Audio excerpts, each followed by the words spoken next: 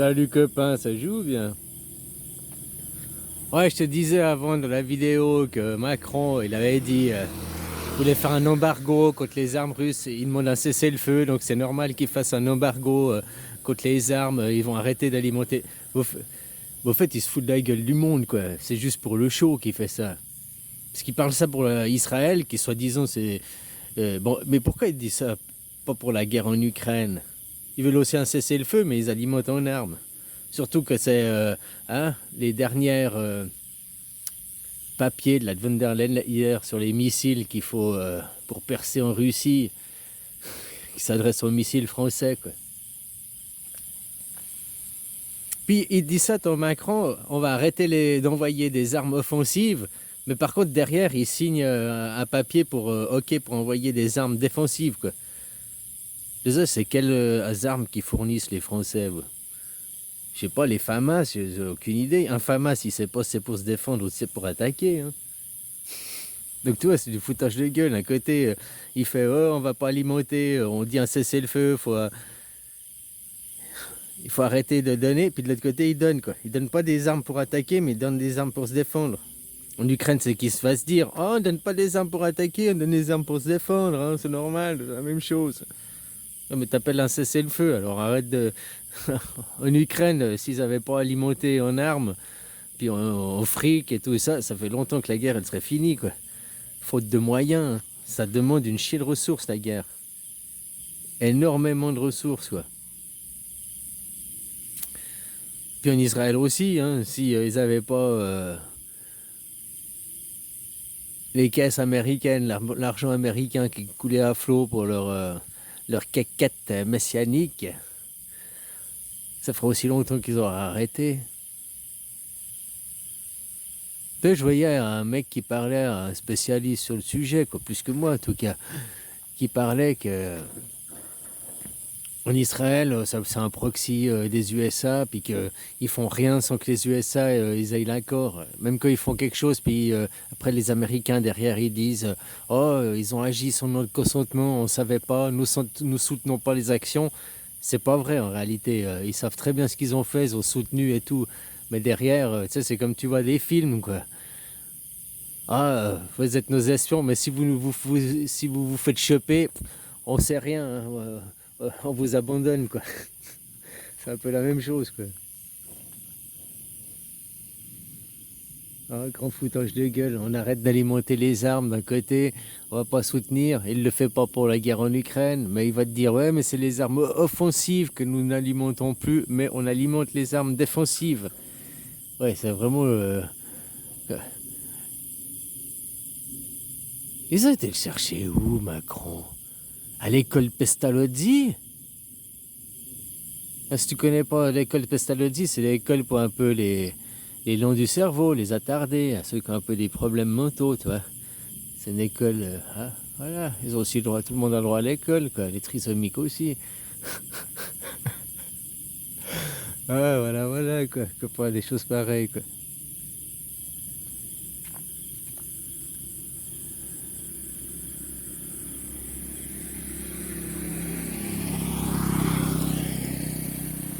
Ce monde du mensonge, à chaque fois, ne faites pas ci, et eux, ils font ça. Hein? Toi, il t'éduque, nous, on est éduqués de bien se comporter, de bien se tenir avec les autres. Mais eux, c'est pas ce qu'ils pratiquent, apparemment, quoi. Puis tout ça au nom de leur dieu imaginaire. C'est bien parce que Netanyahou, chaque fois qu'il est à l'ONU, il sort la Bible et puis il cite des versets de la Bible. Alors que c'est des versets de la Bible pour appuyer sa merde. Hein, Dieu est vengeur, machin et tout. Il trouve des versets, quoi. Mais d'autres versets pour dire ne te venge pas, amour, pardonne, ça, il trouve pas dans la Bible, quoi. Et surtout, pourquoi ils se réfèrent à la Bible? Ils se disent juifs, ils n'ont pas la Torah, c'est pas la Torah leur livre. Alors pourquoi ils utilisent la Bible? Levez la main droite et dites je le jure sur la Sainte Bible, quoi. Ce livre, c'est déjà un mensonge. Dire je le jure sur un mensonge, quoi. Hein, voilà, quoi.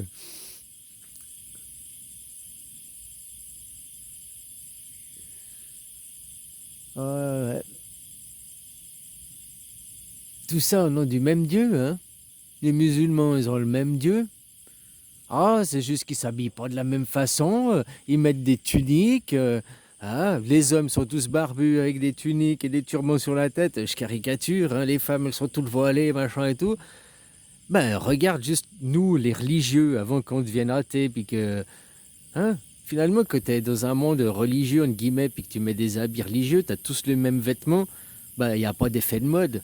Tu sais que chez nous, tous les mois, il y a une nouvelle mode, tous les 3 mois, une nouvelle mode pour te pousser à consommer, quoi. Ah, puis t'as pas eu le dernier. Ah, puis t'as pas acheté le dernier. Mais ça, c'est la mode il y a 6 mois en arrière. Oh là là, t'es dépassé, t'es has-been. Oh, tu gardes tes habits, dans 20 ans, tu seras de nouveau à la mode, quoi. Ou même dans 10 ans, tu seras de nouveau à la mode, quoi.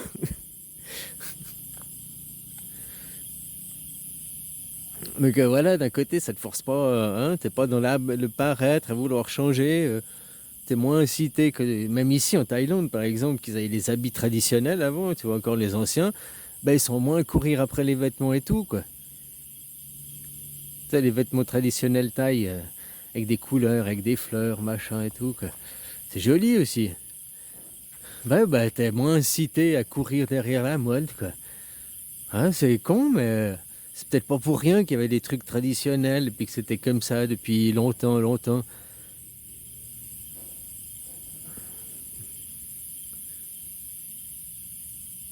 Puis comme je te disais, nous, nos nonnes, vous luttez contre les musulmans, ils s'habillent comme ça, les femmes musulmanes voilées et tout, parce que c'est ce qui pratiquent la religion. Puis peut-être même, autre que la religion, ça a à voir peut-être avec le climat, l'environnement. C'est des habits peut-être qui vont en adéquation avec le climat et l'environnement, je sais pas. Peut-être pas, parce que les nonnes chez nous, regarde les nonnes, elles sont habillées voilées aussi et tout. Le truc sur la tête, machin et tout. Sauf qu'au lieu d'être en noir, elles sont en bleu, quoi. Bleu et blanc. Donc, lutte contre, ça aussi, c'est des femmes soumises. Lutte contre les religieuses chez toi, au lieu de vouloir faire à l'autre bout du monde. Puis d'imposer ton Dieu unique, quoi. Comme Bill Gates, tous ces riches, quoi. Comme je te disais, ils sont riches dans la ville où ils habitent. Qu'est-ce qu'ils font?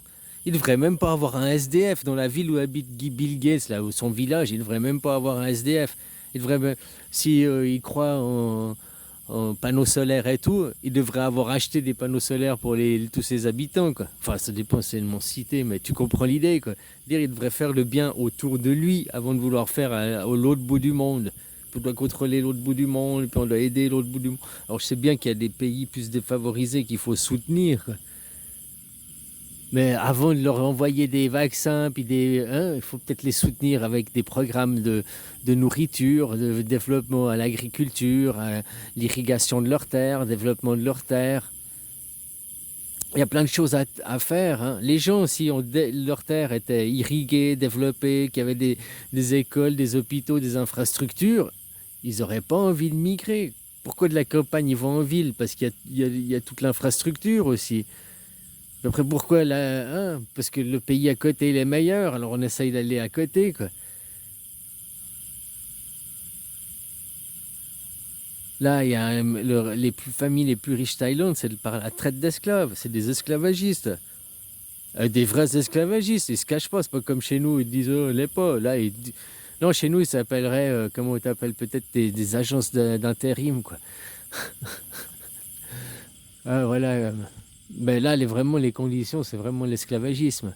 Puis ils sont devenus riches parce qu'ils ont donné 2, 3 garanties sociales aux esclaves et parce que c'est des intermédiaires, comme je te dis, des intérims, en gros. C'est des marchands d'esclaves, des marchands traitent des blanches, hein, traitent des hommes, quoi. Ça peut être pour le sexe, ça peut être pour le travail, ça peut être pour plein de choses.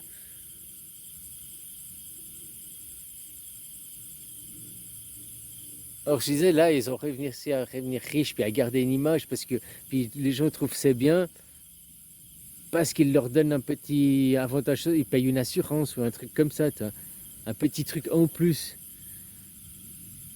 Ah, on vous donne un chocolat à la fin de l'année, quoi, une prime. Ah, merci.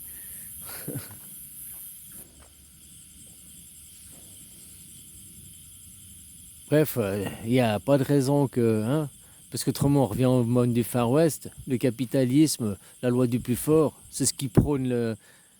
Ils sont encore dans l'Ancien Testament, c'est ça, hein. L'Ancien Testament, c'est vengeance et colère. C'est la loi du Far West, c'est le capitalisme, c'est les Américains. Maintenant, il faut qu'en Israël, les colonisateurs, la loi du Far West, toujours... et on a raison, on a le meilleur Dieu, quoi.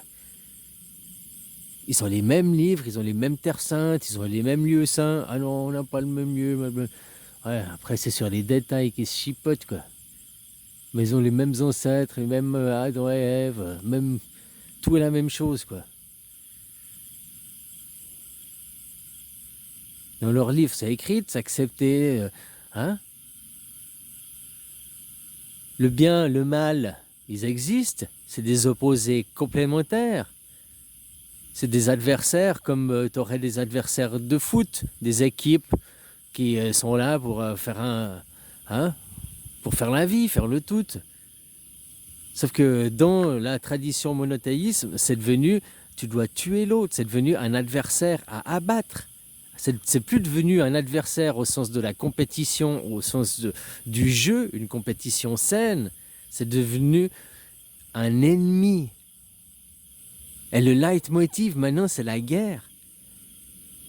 Regarde que tu remontes aux Égyptiens ou même des civilisations anciennes. Alors, on ne peut pas savoir et tout, mais ce que tu devines plus ou moins en trame de fond, c'est que toutes ces civilisations, elles n'avaient pas la guerre comme leitmotiv, quoi. Du coup, si tu n'as pas la guerre comme leitmotiv, tu peux mettre ton temps et ton énergie dans l'éducation et les recherches en connaissances, en technologie. Tu sais tout ce que le fric il est bouffé pour la guerre.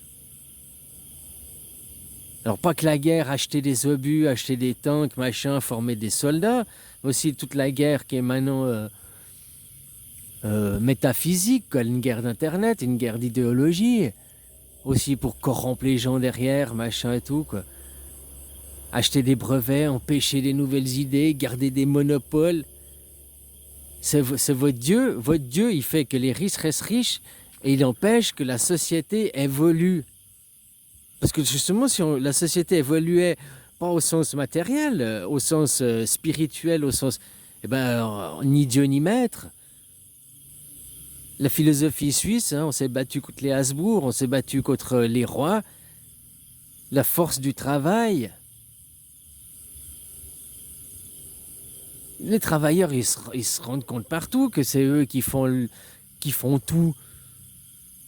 C'est leur force, c'est leur énergie. Et puis qu'on leur demande toujours plus d'impôts, plus de travail, moins de salaire, moins de bonnes conditions. Alors attention, il y a des pays émergents, c'est l'inverse, hein, où les conditions s'améliorent et tout, quoi. Mais chez vous, vos acquis, ils foutent tout le camp, quoi. Tout ce que nos grands-parents ont construit comme société, après, à qui profite l'argent? À des sociétés privées. Regarde les autoroutes, à qui profitent les autoroutes? Regarde EDF, Alstom, regarde tout ce que vous avez construit en France, à qui profite maintenant? Puis maintenant, on se fait niquer avec une dette. Je voyais une émission sur la dette où ils expliquaient justement que si tu as une dette, comme ils expliquaient les Japonais, qui ont une dette qui est 250% du PIB, mais c'est pas un problème parce que c'est une dette qui est émise en yens. C'est une dette japonaise en yens, et ils font les yens, donc c'est les obligations de l'État, donc c'est une super gars, voilà quoi. C'est-à-dire que vous empruntez en euros. L'euro, c'est une monnaie étrangère. Et ça, c'est une grosse différence. C'est comme les pays émergents qui se font aider par les Américains, ils doivent après emprunter en dollars, et puis ils sont tenus par la peau des couilles par cette dette. Donc c'est pas toi qui gères la dette après. Toi, tu fais plus que de payer la dette. Le pays fait plus que de courir après payer la dette pour rembourser, pour l'aide. C'est des moyens de domination, c'est des moyens colonialistes de dominer un pays, hein. Et vous êtes en train de... Ce que vous avez appliqué en Afrique avec le franc CFA et tout, on est en train de vous l'appliquer avec l'argent de la dette, quoi. Hein, en vous appliquant une monnaie étrangère. L'euro est une monnaie étrangère. Elle est étrangère pour tous les pays d'Europe, hein. Même pour les Allemands, c'est une monnaie étrangère.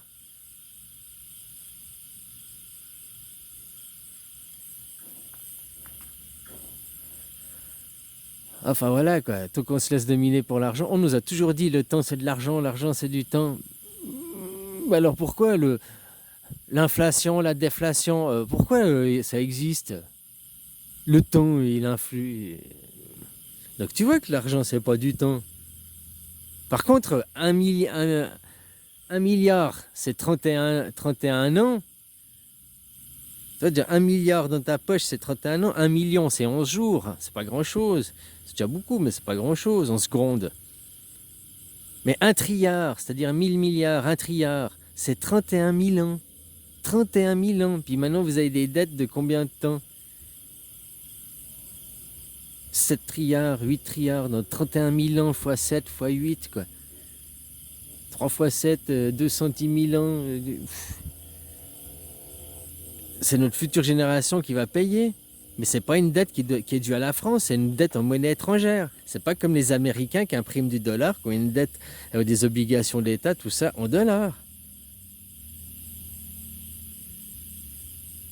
Il y a une sacrée différence là à travers. On te fait croire que c'est la même chose, mais non. Là, moi, je suis pas le spécialiste. J'ai écouté l'émission sur ça, quoi. Enfin voilà, quoi.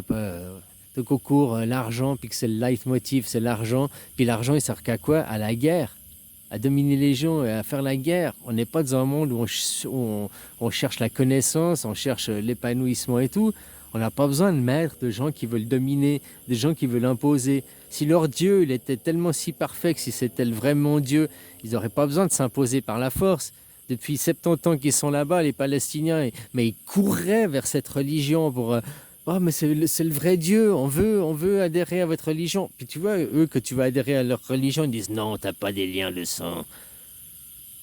Putain, ils ont un problème mentaux, ces gens, hein, franchement, quoi. Voilà, tu peux pas adhérer à leur religion parce que t'as pas un lien de sang. Pourtant, tu as tous un lien de sang vu qu'on a les mêmes ancêtres. Donc ils sont incohérents dans leurs propos, quoi. Puis autrement, s'ils ont un lien de sang, ça veut dire que Dieu, il a existé physiquement. Bon, bah, moi, je veux le rencontrer, parce que s'il a existé physiquement, puis qu'on se réincarne, ça veut dire qu'il se réincarne toujours ici, aujourd'hui. Bah, alors, il existe sur les 8 milliards d'individus, il y en a un parmi nous, c'est Dieu. Moi, j'aimerais le rencontrer, puisqu'il y a un lien de sang. Puis maintenant, avec l'ADN, la génétique, on peut le savoir. J'aime bien, tu vois, tous ceux qui sont comme Toto, certains des Français. Cassez-vous, rentrez chez vous. On devrait faire des tests ADN. Des fois, t'es surpris, hein. T'es français, né français, test ADN. Ouais, mais t'as 70%, tu viens du Sud-Afrique, 30% tu viens de Vikings, t'as même pas de sang gaulois et tout. Bon, bah alors, mec, t'es pas français, dehors, quoi, casse-toi. L'ADN le prouve, quoi. On devrait leur causer comme ça. Puis là, peut-être que ça les ferait réfléchir. Ouais, mais je suis né là et tout. Mais l'ADN prouve que... Ton ADN prouve que... Allez, casse-toi, t'es pas chez toi. Tu vas leur causer la même chose, quoi. Ça leur ferait peut-être un choc. Comme je te dis, les machines sont animées d'un esprit, pas d'une âme, d'un esprit. Puis ça, beaucoup de gens y adhèrent, hein. Tous ceux qui ont une voiture puis qui donnent un nom à leur voiture, ils sont animistes sans le savoir. Enfin voilà, allez, bisous, copain.